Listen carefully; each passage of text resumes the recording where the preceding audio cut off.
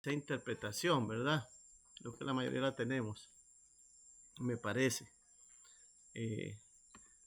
Sí, ¿verdad? La mayoría la tenemos, esa interpretación. ¿Me escuchan bien, hermanos? Sí. Sí. Ajá.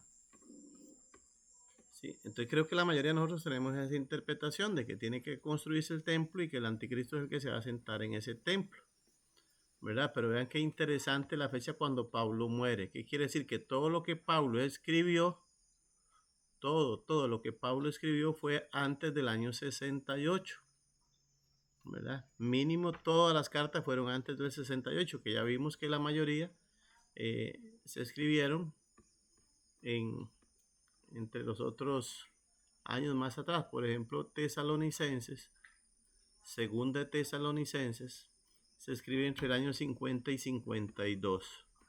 Y en Tesalonicenses es donde habla de esa profecía, ¿verdad? Esa profecía que se va a sentar en el templo haciéndose pasar por Dios.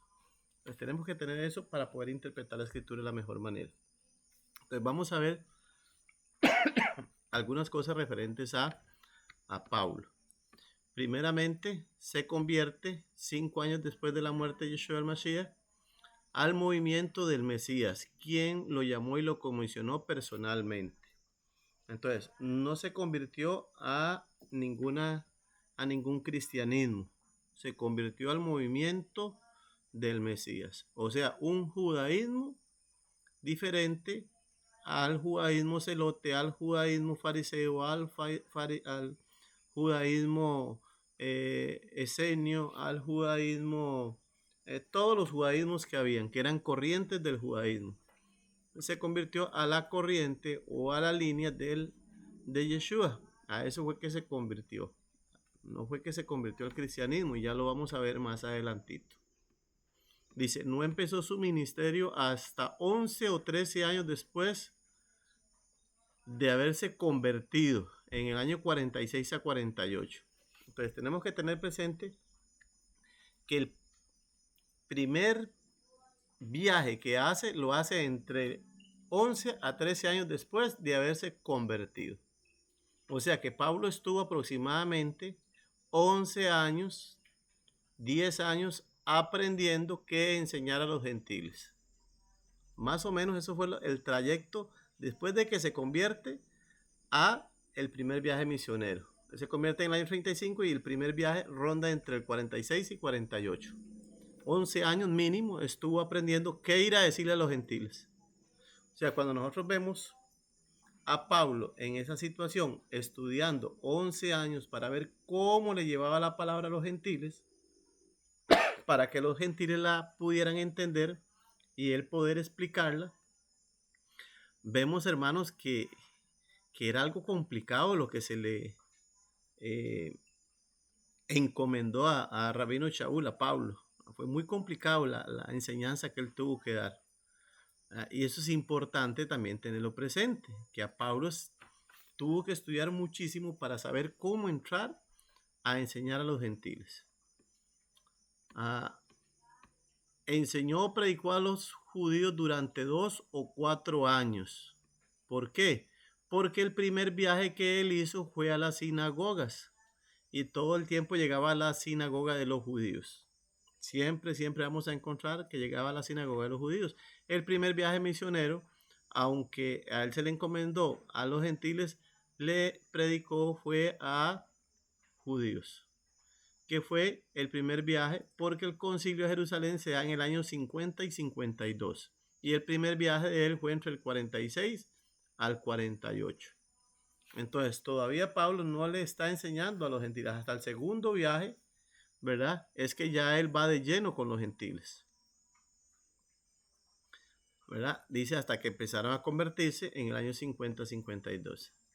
Y esto otro es interesante. Nunca pudo conocer los escritos del apóstol Juan, el Evangelio de Juan, las 3 cartas y Apocalipsis, ya que fueron escritos después de la muerte de Rabino Shaul, de Pablo. Tampoco conoció el Evangelio de Mateo. O sea que Pablo nunca tuvo un rollo de Mateo en su mano, nunca tuvo una carta de Juan en su mano, y nunca tuvo el Apocalipsis en su mano, ni idea de eso. O sea, Pablo no tuvo ni idea de esos escritos, ¿verdad? Ni del escrito de las cartas de Juan, ni del Apocalipsis, ni de Mateo, ni siquiera, ¿verdad? Se hayan escrito esas cartas, ni el Apocalipsis, ni el Evangelio de Mateo, que como vimos al principio, ¿verdad? Aquí están las fechas. Mateo se escribe entre el 70 y el 80, ya había muerto Pablo. Juan entre el 89 y 95, ya había muerto Pablo. Y las cartas de Juan y el Apocalipsis se escriben entre el 85 y 95. Las tres cartas se escriben entre esa época. Y el Evangelio y Apocalipsis se escribe entre el 90 y el 96. Vean qué interesante que Apocalipsis se escribe entre 60 y 66 años después de la muerte del Mesías se escribe el Apocalipsis. O sea que el Apocalipsis no fue que se escribió inmediatamente. 60 a 66 años después de la muerte del Mesías. ¿Qué quiere decir eso? Que ningún otro apóstol conoció ni las cartas de Juan, ni el Evangelio de Juan, ni el Apocalipsis. Nunca los tuvieron en sus manos. Yo le voy a ser sincero, hermanos y hermanas, cuando yo entré al cristianismo y me acerqué por medio del cristianismo a las cosas de Dios, yo pensé que Pablo andaba la Biblia que andaba yo. Yo pensaba eso, sinceramente se lo digo, yo pensaba eso y que él andaba enseñando eso. Pero cuando empieza uno a investigar se da cuenta que no era eso lo que andaba enseñando Pablo. Recuerden que pueden hacer la interrupción el momento que deseen, hermanos y hermanas. Dice aquí, nunca pudo conocer los escritos del apóstol Juan. Bueno, ya leí eso. Dice, en su primer viaje no se había escrito ningún evangelio. Entonces, cuando él hace el primer viaje, como vimos en la primera lección, ni un solo evangelio se había escrito. Ni uno solo. Dice, las cartas, y esto es interesante también, las cartas de Pablo casi siempre dan respuesta a una consulta de las congregaciones y el templo estaba en pie, que fue destruido en el año 70. Entonces, todas las cartas de Pablo, cuando él escribe las cartas, casi siempre está dando una respuesta a algo que le mandaron a preguntar. Y el templo estaba en pie todavía. El templo estaba en pie todavía. No había sido destruido. Entonces, cuando Pablo escribe, tenemos que tener en mente que el templo estaba en pie y no destruido. ¿Verdad? Entonces, cuando nosotros vemos eso y leemos aquí, que no está ahí en el folleto, ¿verdad? Pero vamos a verlo aquí en Tesalonicenses, que recuerden que se escribió en qué época. Tesalonicenses, entre el año 50 y 52 se escribió Tesalonicenses. Entonces, cuando Pablo escribe esto, fue en el año 50, o sea, 20 años antes de la destrucción del templo. El templo estaba en pie. Y cuando él dice aquí,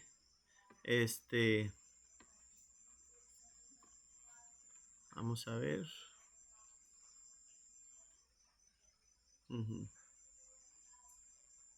Cuando él dice aquí, pero con respecto a la venida de nuestro Señor, ¿verdad? Ahí sigue diciendo, dice, no os engañéis, porque dice, el cual se opone y se levanta contra todo lo que se llama Dios y es objeto de culto, tanto que se sienta en el templo de Dios como Dios, haciéndose pasar por Dios. ¿Verdad? Dice, no os acordéis que cuando yo estaba todavía con vosotros os decía esto, y ahora vosotros sabéis lo que lo detiene, a fin de que a su debido momento o a su debido tiempo se manifieste.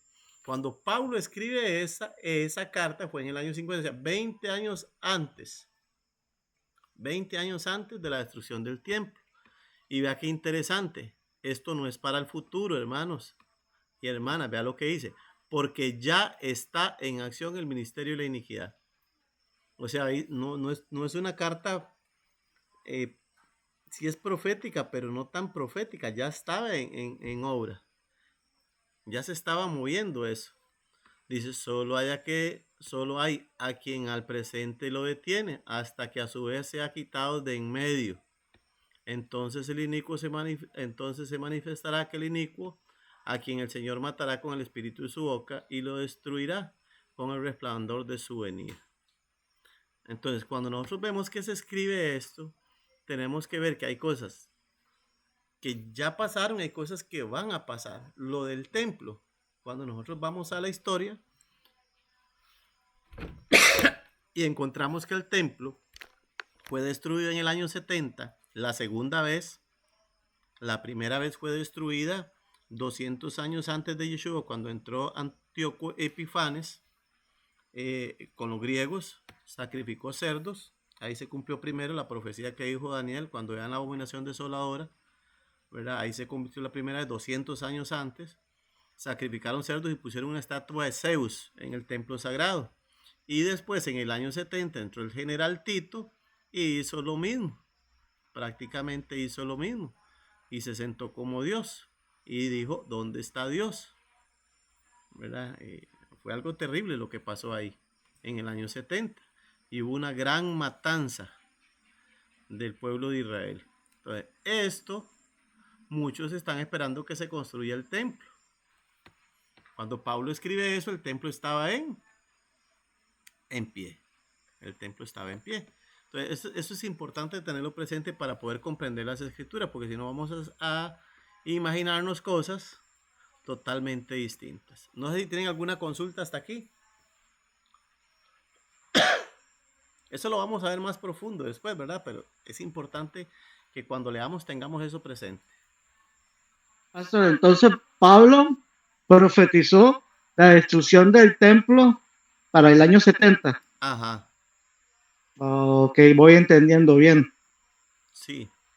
O sea que no hay tal de que se va a reconstruir un templo para que el anticristo se siente, ¿verdad? Recordemos la profecía original. La profecía original del anticristo en realidad no habla de un anticristo. Habla de una bestia y la bestia es el imperio romano. Recordemos la profecía correcta. La profecía original de Daniel fueron las 4 bestias. ¿Recuerdan? Ajá. Y la última bestia era el imperio romano. Por eso Pablo dice, y ya está en marcha. Ya está, porque ya estaba el imperio romano como una bestia en contra de Israel. Y Recordemos, la Babilonia actual es Roma, prácticamente. sí, recordemos que esa parte de la última bestia era en parte de hierro y en parte de barro. La parte de hierro se acabó con el imperio romano como ejército. Se acabó como ejército. Pero quedó la parte de barro, que es la parte religiosa.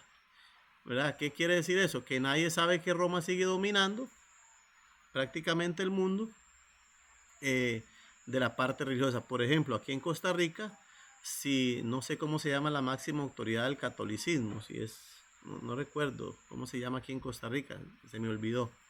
El obispo. El obispo, si el obispo quiere traer un grupo de lo que sea, de rock o de lo que sea, entre comillas, ¿verdad? Satánicos, de esos que llaman, si él dice no entra, a Costa No Rica entra. no entran. O sea, sigue mandando, ¿verdad? Ajá. Sigue mandando. Entonces, hay cosas que ya pasaron de esas cosas. Hay cosas que han pasado a través de los 2000 años que llevamos de ese imperio.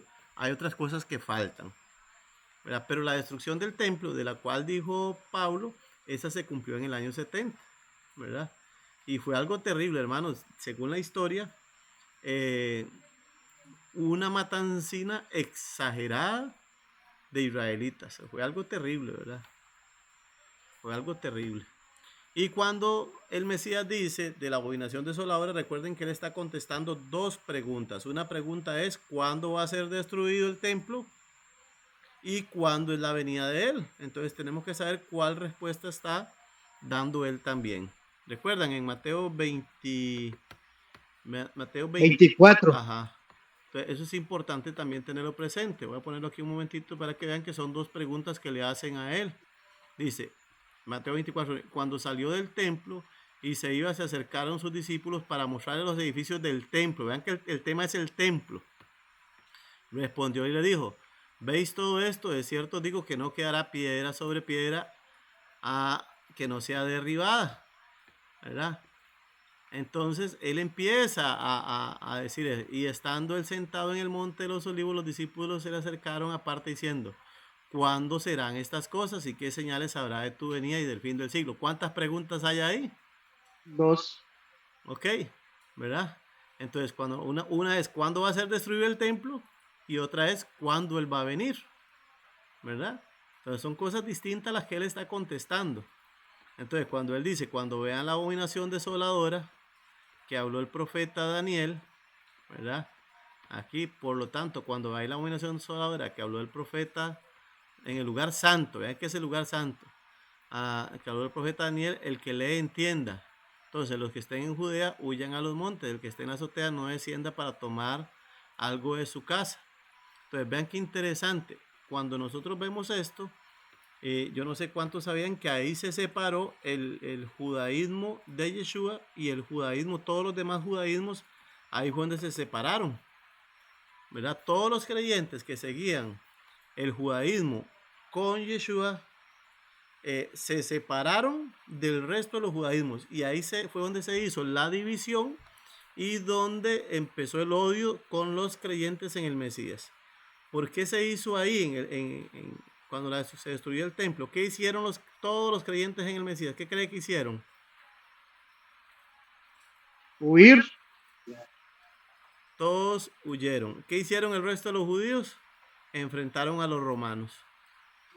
Entonces, todos los demás judíos enfrentando a los romanos, digamos, los celotes, los fariseos, los saduceos, todos los demás enfrentando, peleando para que los romanos no entraran a sacrificar cerdos ni nada de eso al templo, protegiendo su país, y los creyentes en el Mesías salieron corriendo. Entonces, ¿qué fue lo que pasó ahí? Y ahí tenemos que entender, hermanos, o sea, muchas veces nosotros juzgamos al judío, ¿verdad? No sé cuántos sabían eso, ¿verdad? Juzgamos al judío por no querer a los creyentes en Yeshua, ¿verdad? Recordemos que ellos no aceptaron que él era el Mesías. Y los creyentes en Yeshua salen corriendo y los abandonan en el año 70. ¿Por qué? Porque ellos no sabían esta profecía, no creían en esta profecía.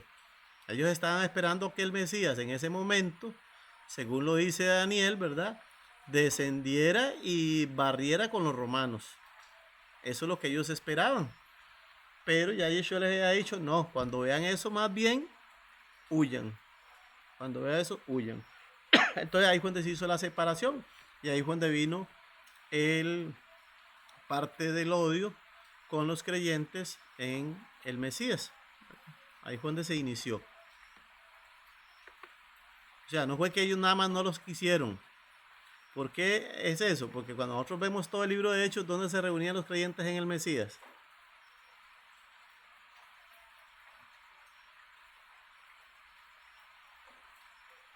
¿Dónde se reunían? En casas. En las casas. No se reunían en las casas. Vea dónde se reunían ellos.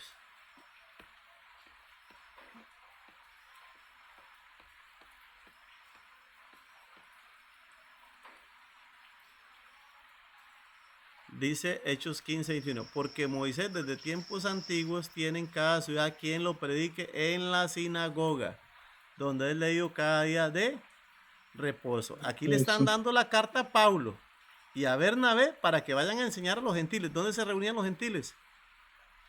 ¿O a dónde tenían que ir los gentiles? A las sinagogas. A la sinagoga. Después de que pasa todo esto es que empiezan a reunirse en casas y ya empiezan a pasar ciertas cosas, pero siempre se reunían en las sinagogas. El mensaje se dio en las sinagogas. O sea, no había problema, vea qué curioso, hermano, son datos que nosotros no tenemos. No había problema en que se reunieran los celotes, los fariseos, los saduceos, los creyentes en el Yeshua el Mesías. No tenían ningún problema en reunirse en la sinagoga. Todos se reunían en la misma sinagoga, la que estaba más cerca de cada uno. ¿Por qué? ¿Qué se leía? A Moisés. Y todos tenían en común acuerdo a Moisés. O sea, la ley de Moisés. Nos enseñaba El Nuevo Testamento, como nosotros pensamos, lo que se enseñaba era la ley de Moisés, a los gentiles y a todo el mundo. No se enseñaba el Nuevo Testamento, no existía para empezar.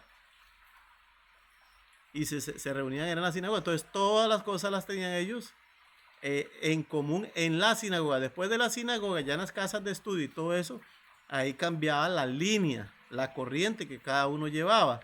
Pero en las sinagogas se reunían todos. ¿Dónde predicaba el Mesías? Cierto, él predicaba en los campos y todo eso, pero el día de Shabbat o el sábado, él predicaba en las sinagogas. Porque el sábado había que ir a la sinagoga, ¿verdad? Entonces, todo eso hay que tenerlo presente. Yo al principio pensé que tenían sus iglesias, igual como las tuvo antes uno, cada uno con su iglesia. No existía cada uno con su iglesia, existía una sinagoga en el pueblo y todos iban a la misma sinagoga. Aunque fueran diferentes corrientes, todos iban a la misma sinagoga. O sea, en un pueblo, ¿cuántas sinagogas existían?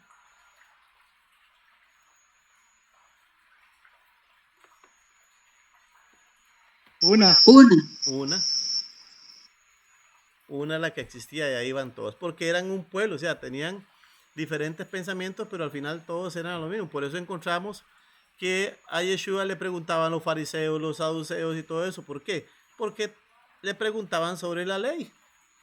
Sobre la ley. Entonces, vamos a continuar. Pero es importante tener esos datos presentes, ¿verdad? Para poder interpretar correctamente cuando leemos principalmente las cartas de Pablo. Veamos la primera carta de Corintios 7:1.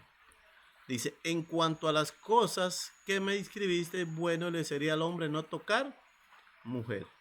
Entonces, cuando nosotros vemos, Pablo en la primera carta está contestando una serie de preguntas que le mandaron a hacer a él mediante una carta. Entonces, Primera de Corintios, o lo que nosotros tenemos como Primera de Corintios, es una carta de respuestas. No es una carta, aunque sí nos incumbe, sí tiene que ver con nosotros, pero no era una carta para nosotros. Era una carta para los corintios que le hicieron una serie de preguntas. Vea lo que dice, en cuanto a las cosas que me escribiste, bueno le sería al hombre no tocar mujer. La pregunta es, ¿está bien eso que Pablo escribe ahí? Según la Biblia. Bueno le sería al hombre no tocar mujer. Según la escritura, toda por donde la busquemos, ¿está bien eso que escribió Pablo? Ese consejo. De ahí, si era soltero, pues sí, pero si era casado, pues no. Ese consejo de ninguna manera está bien. O sea, de ninguna manera bíblicamente en un mundo normal de la escritura está mal dado. Porque el primer mandamiento de toda la Biblia es multiplicaos. El hombre tiene la obligación de multiplicarse. Entonces, ¿por qué Pablo escribe eso? Es claro que era un hombre con una situación especial, específica, y por eso Pablo dice, en cuanto a las cosas que me escribiste, a ese hombre del cual me están haciendo la pregunta específica, bueno le sería no tocar mujer. Pero no es en general, o sea, no es para mí, no es para Derrick. Es para ese hombre que no sabemos qué tenía. Que Pablo le dice, en esos casos, en ese caso, Sí, amén. no toque mujer, porque si no Pablo estaría escribiendo algo en contra de la Biblia, ¿verdad? Entonces, por ejemplo, nada más podríamos pensar algunas situaciones. El mundo de aquella época era agrícola, había que trabajar la tierra, ese era el sustento. O sea, no es como ahora que alguien puede tener muchas limitaciones físicas y se sienta en su computadora y tiene un gran salario porque lo que está usando más que nada es la tecnología. En aquel tiempo no era así. En aquel tiempo una persona que tuviera limitantes para hacer trabajos en agricultura, el cual tenía que sostener a la esposa y a los hijos, podría ser una situación de esas, que Pablo le dice, no, ¿cómo va a mantener a su esposa? Usted no puede hacerlo, usted no puede casar. Recordemos que hay obligaciones, ¿verdad? Y dice que el que no provee para su casa es peor que un impío. Podría ser eso una de las cosas que estuviera pasando. No, la Biblia no lo dice. Pero tenía que ser una situación especial de un hombre específico. Porque vea que la Biblia es clara. Dice, en cuanto a las cosas que me escribiste, no tenemos la carta que le escribieron a Pablo para tener claro por qué Pablo da esa respuesta, ¿verdad? Entonces ahí ni siquiera está hablando de los solteros. ¿Por qué se le manda a hacer a los solteros? Y allá casarse, ¿verdad? A los solteros tienen, según la escritura, tienen que casarse para multiplicarse. Y si uno no está soltero y está casado, ya es parte que está con la esposa de uno. Entonces vemos eso, hermanos. Y así esa carta de Corintios son respuestas. Son respuestas. Veamos más atrasito, 1 Corintios 5:9. Dice, os he escrito por carta. Oiga lo que dice, os he escrito por carta, que no os juntéis con los fornicarios. Eso lo dice Reina Valera. La versión lenguaje sencillo lo dice un poco más claro. Dice, en la carta que les escribí antes, les ordenó que no tuvieran nada que ver con las personas que tienen relaciones sexuales prohibidas. Entonces, si aquí dice, en la carta que les escribí antes, o en Reina Valera dice, o he escrito por carta, 1 Corintios no es 1 Corintios. Porque hay otra carta. Sería segunda. Hay otra carta antes. ¿Tenemos esa carta? No la tenemos. No sabemos qué decía ahí. O sea, nosotros no sabemos qué escribió Pablo en la primera carta a los corintios, que los corintios le devuelven otra carta preguntándole un montón de cosas con base a la primera carta, y después Pablo, en lo que nosotros conocemos como 1 Corintios, que posiblemente es segunda de Corintios, algunos eruditos dicen que es tercera, pero vamos a ponerla que es segunda. Pablo le manda a dar respuestas a lo que ellos le preguntaron en base a la primera carta que él les mandó. Entonces vean qué difícil es interpretar Corintios. Porque es importantísimo saber esto, porque si no vamos a interpretar mal Corintios. Porque no tenemos ni la primera carta que Pablo mandó, ni la carta que le mandaron ellos a Pablo a preguntarle esas cosas, ¿verdad? Entonces vean cómo hay cosas que no tenemos.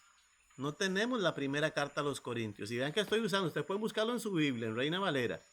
Recuerden que yo les dije que tenía muchas versiones que avalan prácticamente lo mismo, pero que íbamos a usar preferiblemente Reina Valera, que es donde ustedes pueden comprobar. Entonces vemos que Pablo, como yo les dije, casi siempre Pablo está dando respuesta en sus cartas. Casi siempre. Entonces, si nosotros vemos 1 Corintios y vemos aquí lo que sigue, 2 Corintios 7:8 dice, porque aunque os contristé con la carta, no me pesa, aunque entonces lo lamenté, porque veo que aquella carta, aunque por algún tiempo os contrictó. Cuando nosotros vemos la primera carta de Corintios, vemos que no es una carta tan dura como dice aquí, ¿verdad? Por eso le digo, algunos intérpretes han dicho que según 1 Corintios es la tercera carta que le escribe a los corintios, y que segunda es la cuarta carta que le escribe a los corintios. Y la primera y la segunda no se tienen. No se tienen. Y todas van relacionadas. Principalmente la primera, la segunda y la tercera. Entonces, ¿cómo interpretamos la carta a los corintios? Siempre tenemos que interpretarla con todo el resto de la Torá. Por eso les dije, o los profetas o la ley. Esto, que bueno le sería al hombre no tocar mujer, no podemos interpretarlo de una manera universal. ¿Por qué? Porque toda la Biblia, por todos los demás lados, manda al hombre a casarse, dejar al hombre a su padre, a su madre y se unirá a una mujer. Entonces, esto no podemos interpretar lo que es un mandamiento general que Pablo está dando. Y así hay muchas otras cosas que Pablo dice que no son generales, son específicas, para alguien específico. También veamos Colosenses. Colosenses 4:16 dice: cuando esta carta haya sido leída entre vosotros, hace que también se lea en la iglesia de Laodicenses, y que la de la Odisea la leáis también vosotros. ¿Tenemos la carta a la Odisea?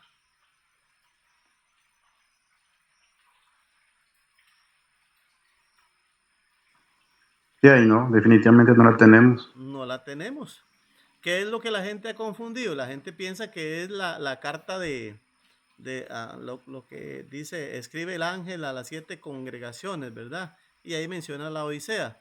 Pero recordemos que el que está escribiendo aquí es Pablo, no es Juan. Y cuando Juan escribe, ya Pablo había muerto. Entonces, ¿qué quiere decir? Que para entender mejor Colosenses, tendríamos que tener la carta a la Odisea. Porque son dos cartas que Pablo está diciendo, leanlas juntas, para que entiendan bien. Vea que es un mandato que él da, hacer que también se lea en la iglesia de la Odisea, y que la de la Odisea la leáis también vosotros. Ni idea qué decía, porque no la tenemos. Entonces vemos que ya ahí hay, en las cartas de Pablo, 3 cartas perdidas, que van unidas con el mensaje original, ¿verdad? Entonces, cuando leemos las cartas de Pablo, hay que tener mucho cuidado para no interpretar cosas que Pablo nunca dijo y nunca iba a decir. ¿Por qué les digo esto? Porque vamos a ver aquí un poquito en Hechos 24. Aquí Pablo ya está en lo detienen, ¿verdad? Pablo lo detienen y él empieza a hacer su defensa y vemos de qué lo acusan. Por eso le digo, Pablo nunca fue cristiano. Vea lo que dice Hechos 24:5. Dice, porque hemos hallado, aquí lo están acusando, ¿verdad? Los judíos. Porque hemos hallado que este hombre es una plaga y promotor de sediciones entre todos los judíos por todo el mundo. Y es cabecilla de la secta de los nazarenos. Entonces, lo que Pablo enseñaba, o a la sexta, que sexta en aquel tiempo no era una mala cosa como ahora, ¿verdad? Podríamos decir a la denominación de los nazarenos, ¿verdad? Sexta no quiere decir nada malo en aquella época. Entonces, Pablo pertenecía y era cabecilla de la sexta de los nazarenos. O sea, estaban los celotes, estaban los saduceos, los fariseos, los esenios, los herodianos y otros más. Y estaba dentro del mismo judaísmo, no cristianismo, los nazarenos. Y Pablo era cabecilla de ellos. Y vea lo que sigue diciendo. Intentó también profanar el templo. Entonces vemos que el templo estaba en pie cuando Pablo lo están acusando. Dice, intentó también profanar el templo y prendiéndole quisimos juzgarle conforme a nuestra ley. Entonces vemos ahí que realmente era la religión de Pablo o que era lo que Pablo seguía. Cuando la Biblia dice que se le llamó por primera vez cristianos, eso fue la gente de afuera. Ellos nunca se llamaron así. Fue la gente de afuera, ¿verdad? Hay que tener claro eso. O sea, gente que se burlaba de ellos, no gente que estaba dentro, sino gente que estaba afuera. Pastor, una pregunta, Ajá. con permiso. ¿Me puede traducir la palabra cristiano? Porque yo sé que Cristo es ungido o el Mesías. Ajá. Entonces, la palabra cristiano, ¿qué significa? Ok. Cristo en realidad es como Christos en griego.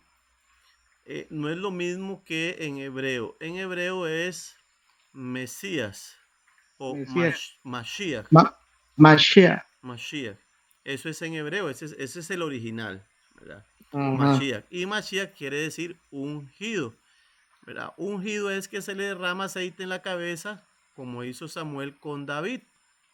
Se le derrama el aceite en la cabeza, como decía con los sacerdotes. Eso es alguien ungido. En griego es Cristos y es untado. No es ungido, es untado.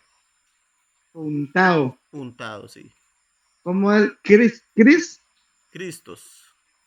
Cristos. Y es untado. Untado. Untado. No es ungido. Son dos cosas diferentes.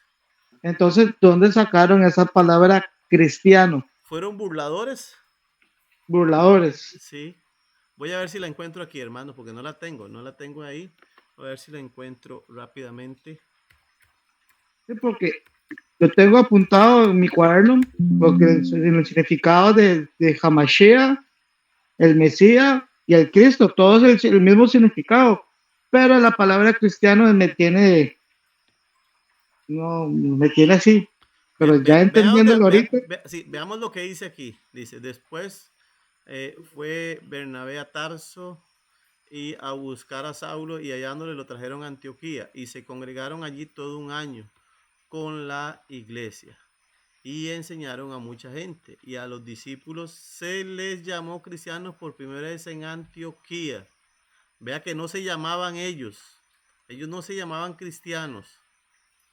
Y recordemos que cuando Pablo se convierte y empieza a enseñar, ya habían pasado muchos años, habían pasado 20 años de la muerte del Mesías, casi 20 años. Recordemos que se convierte 5 años después, y entre 11 y 13 años empieza su primer viaje. Estamos hablando 15, 16, 18 años después. Se les empieza a llamar cristianos en Antioquía, no en Israel. O sea, nunca se llamaba, ellos no se llamaron así. Eso fue por burla, ¿verdad? Se les llamó. Vea que ellos no se llamaron. Y a los discípulos se les llamó. Ellos no se llamaban cristianos, se les llamó, ¿verdad? Pastor, una pregunta. Ajá. Bueno, bueno, yo tengo la Torá y en ese versículo, más que todo creo que es una mala traducción, porque en la Torá dice que a los primeros cristianos, a los primeros discípulos se les llamó Netrim, que Nezaritas. viene, ¿sí? Ajá. Entonces creo que también tiene que ver con la traducción, que es una mala traducción ahí. Cambiaron la traducción porque la Torá dice y se le llamó Netrim, que viene de Nectarita. ¿Cuál tiene usted? ¿La K2? No, yo tengo la Misbot. Ajá. Ok, entonces ve aquí, perdón, hermano Derrick, ve aquí donde está. Es que cuesta mucho pronunciar eso. Cristianos, ve. Cristianos. Es con ¿Lo ve aquí? con J. Ajá. Ajá. Cristianos. Ajá. Con tilde. Y viene de Cristos, ¿verdad? Cristos. Y dice ungido y Mesías, epíteto de Jesús. Pero en realidad cuando nosotros vamos, como dijo el hermano, no sé quién fue el que habló ahorita, ¿cuál hermano fue el que habló? Perdón, es que no veo porque estoy con el Hermano Tomás. el hermano Tomás. Entonces, Sí. son traducciones que se han hecho no correctas, ¿verdad? Que eso lo vamos a ir viendo. En realidad lo que quiere decir es untado, no precisamente ungido. Son dos conceptos diferentes, porque recordemos algo, hermanos. Una de las cosas que esta Biblia que estoy presentando aquí, hermanos, porque la presenté y no les dije, es la Reina Valera con el Strong. O sea, dice de a dónde nos sacaron las palabras, ¿verdad? De a dónde nos tradujeron las palabras, ¿verdad? Entonces estos numeritos verdes es eso. De qué palabra viene, griega. Cristianos, de qué palabra griega viene. Y algunas otras palabras, todas, ¿verdad? Entonces, es la misma Reina Valera, nada más que de dónde tradujeron, ¿verdad? De dónde tradujeron. Esta Biblia es electrónica y tiene muchísimas, como 100 versiones, ¿verdad? Sí, es gratis, la pueden descargar si alguien quisiera descargarla. Entonces, eso hay que tenerlo presente, ¿verdad? Que como vimos ahí, él era Nexarita. Aquí lo vimos en el 24. Dice, cabecilla de los nexaritas. Aquí dice nazarenos, pero eso era cabecilla de los nexaritas. ¿Verdad? Entonces, si nosotros nos vamos a lo más correcto, nosotros somos o practicaríamos el judaísmo nexarita, porque ellos siguieron siendo judíos y lo que practicaban era un judaísmo nexarita. Esa sería prácticamente, si quisiéramos decir una religión, los que creemos en el Mesías como el Mesías, lo más correcto sería eso, ¿verdad? Eso sería lo más correcto. Saritas. Nexaritas. Ajá. Ok, gracias. Digamos, como religión, eso es lo más acertado. Judaísmo nexarita, porque siguieron, como digo, eran divisiones del judaísmo. Eran divisiones del judaísmo. Y como vimos, seguían yendo a la misma sinagoga todos. Es más, ¿dónde está Pablo aquí reunido? ¿Dónde fue él? ¿Al templo? Quiso profanar el templo. Pablo siguió yendo al templo, ¿verdad? Él siguió yendo al templo. Y por aquí Pablo dice, también dice, aquí, vea el 24:12, ahí mismo donde él dice que era, dice, y no me hallaron disputando con ninguno, ni amotinando a la multitud, ni en el templo, o sea, Pablo iba al templo, ni en las sinagogas, ni en la ciudad. O sea, ¿dónde se reunía Pablo? En las sinagogas. Ni te pueden probar las cosas que ahora me acusan. Dice, pero esto te confieso, que según el camino que ellos llaman herejía, así sirvo al Dios de mis padres, creyendo todas las cosas, oiga, creyendo todas las cosas que en la ley y los profetas están escritas. ¿Por qué no menciona a Mateo? ¿Por qué no menciona a Juan? ¿Por qué no menciona nada más? Porque ellos no tenían nada más que el antiguo pacto. Con esos que andaban enseñando. Ellos nunca tuvieron el nuevo pacto. No como Biblia. No como Biblia. ¿Verdad? Entonces hay que tener eso presente. También vamos a dejarlo aquí, pero quería leerles estos otros dos versículos. Dice, además tenemos otros libros que no tenemos también. O sea, otros libros que Pablo leía que no los tenemos. Por ejemplo, dice aquí en Josué 10:13, dice, y el sol se detuvo y la luna se paró hasta que la gente se hubo vengado de sus enemigos. No está escrito esto en el libro de Jacer, y el sol se paró en medio del cielo y no se apresuraba a ponerse casi un día. Entonces, aquí tenemos el libro de Jacer, que no está en la Biblia. Según de Samuel lo vuelve a rectificar, dice 1:8, según de Samuel 1:8, y dijo que debían enseñar a los hijos de Judá, he aquí que está escrito en el libro de Jacer. También está escrito en el libro de Jacer. Y resulta que Pablo leía el libro de Jacer. ¿Cómo sabemos que Pablo leía el libro de Jacer? Veamos 2 Timoteo 3:8. Dice, y de la manera que Janes o James y Jambres resistieron a Moisés, así también estos resisten a la verdad, hombres corruptos de entendimiento, reprobados en cuanto a la fe. Usted busca estos dos nombres en toda la Biblia y no los va a encontrar. Solo los encuentra en segunda. Entonces, ¿de dónde sacó esos nombres Pablo? Usted los busca en toda la Biblia y no los encuentra, hermanos, por ningún lado. Entonces, ¿de dónde sacó estos nombres Pablo? ¿Verdad? Está el libro de Jacer, anda un libro de Jacer por ahí, no sabemos si es el más correcto, pero por lo menos en el capítulo 79-27 sí nos habla de estos dos hombres. Y eran hijos de Balán. Y fueron los dos brujos que lanzaron las varillas. Cuando Aarón tiró la varilla también de él y se convirtió la varilla de Aarón en serpiente, ellos hicieron lo mismo. Y los nombres de esos dos magos eran James o Janes y Jambres. ¿Verdad? Y Pablo está citando el libro de Jacer, capítulo 79-27, en Timoteo 3:8. Ahí está citando el libro de Jacer. Y no lo tenemos, por lo menos, como les digo, yo lo tengo, hermanos, pero yo no les voy a decir que ese libro que tengo yo es el que leyó Pablo. ¿Por qué? Porque sería irresponsabilidad mía decirles eso. ¿Por qué? porque no sabemos a ciencia cierta si es ese literal o tiene alguna modificación. Vamos a El que yo dejarlo. mandé a pedir. Ah, El que yo mandé a pedir. sí, el más correcto, el más antiguo es la versión etíope. Por si lo van a conseguir, la versión más correcta, la versión etíope, que es la más antigua, y los etíopes tienen mucho material, o muchas de las cosas más reales y más antiguas. Los etíopes, recordemos que la reina de Saba, cuando van de Salomón, era etíope. Ella era etíope. Entonces, muchos libros y muchas cosas también están conservadas en Etiopía. Curiosamente, ¿verdad? En Etiopía están conservadas. Lo dejamos aquí. No sé si tienen alguna consulta, algún aporte.